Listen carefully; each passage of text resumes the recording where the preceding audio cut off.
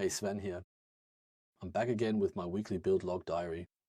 And today we're giving you the first look at our REC system, that is the Retrieved Augmented Generation System, the way we store the company's knowledge in the form of documents and so on. We save it in the system and then make it accessible for the agents. I'll just go into the system settings. We've completely revamped the AI LLM section there. You can now specify multiple providers. I've already included them all here. In Anthropic, in Gemini, in OpenAI. We will certainly add more in the future. Then I can say which of these providers is the standard for our AI operators and knowledge personas. You can easily change that here. Then we can select the embedding model, for example, OpenAI here, and then the embedding small. And here you can already see Anthropic is missing now. That's simply because Anthropic doesn't have an embedding model. That's why this also has to be set separately. And then we've already built in a switch here, which means that the document being processed is not only read and entered into the database accordingly, but context information is also added, which simply improves the quality of the queries. Yes. And basically, the whole thing works like this. With an actor, here we've created an example. This is a kind of knowledge persona, but of course it works the same way with a regular AI operator.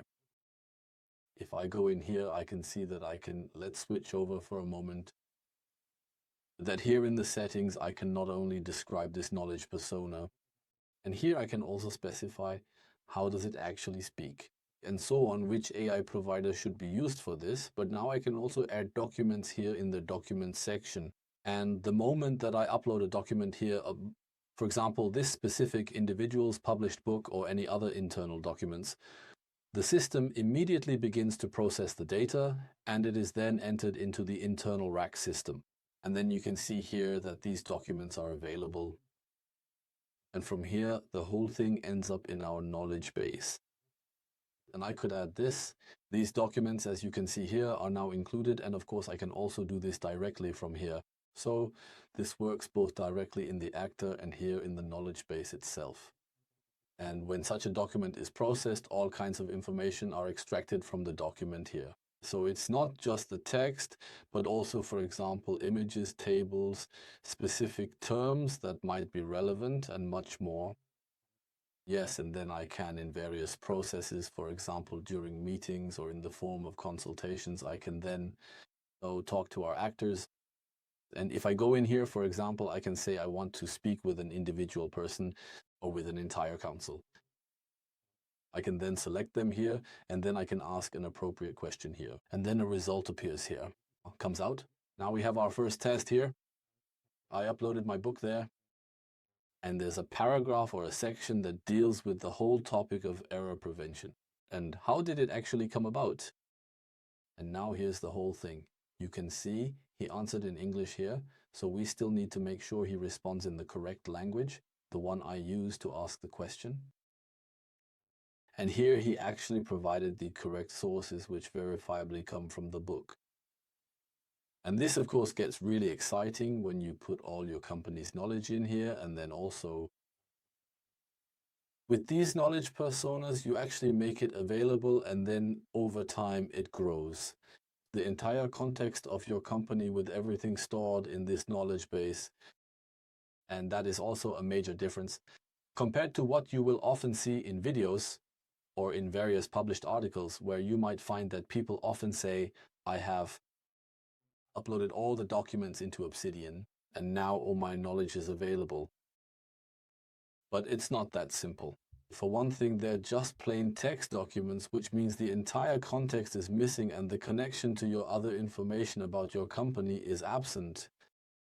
And above all, this might be a system that's suitable for you as an individual, but not for an entire company with thousands or tens of thousands of documents and many users who might be working together there. Another important feature, which I've already talked about several times here, is decisions. And here things have changed a little bit again. I'll just move myself over for a moment. So if I want to make a new decision here, we have these cases that we already know from before. But the decision moderator can, of course, also have additional knowledge about this knowledge base. That means, for example, if you have some kind of description of how decisions are made in your organization, you can provide that to the decision moderator as additional information. But what the decision moderator also uses is the company context.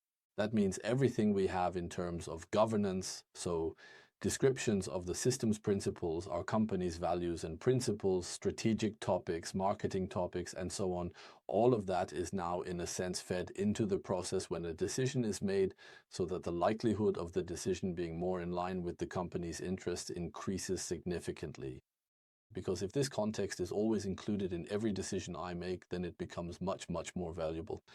And it's also the case that when I make such a decision and it's not aligned with the things listed here, with the decision I'm making, then a warning will also appear. That means you can also really consider, okay, is this the right path for our company? And last but not least, we have also revised the inbox. The inbox now contains 3 different types of items that come in. On the one hand, we have these quality controls. For example, when an agent completes a task, and if I am supposed to review it, for instance, then we have the decisions that come in here as well. And we have the results from various activities that need to be presented to me because the role contractor requires it. That means all of this is now consolidated here in a single table, so when I click on an entry, the details are displayed on the right. And I'll go up here now. There are still a few older ones where we actually get to see some more details. Okay, so that's the update. At the moment, we're doing an incredible amount of cleanup work. We're now going to finish the rack system, and secondly, we're going to revise all these topics regarding the actors again. So human actor, AI operator, knowledge persona, so that everything feels like it's all of a piece. And above all, so that all of them always use all these documents from the rack system. And when I look into the future in a few weeks, I think we'll be at the point where we can let the first pilot customers in here, and I'm really curious to see how that will turn out. All right, see you next week. Have fun and bye.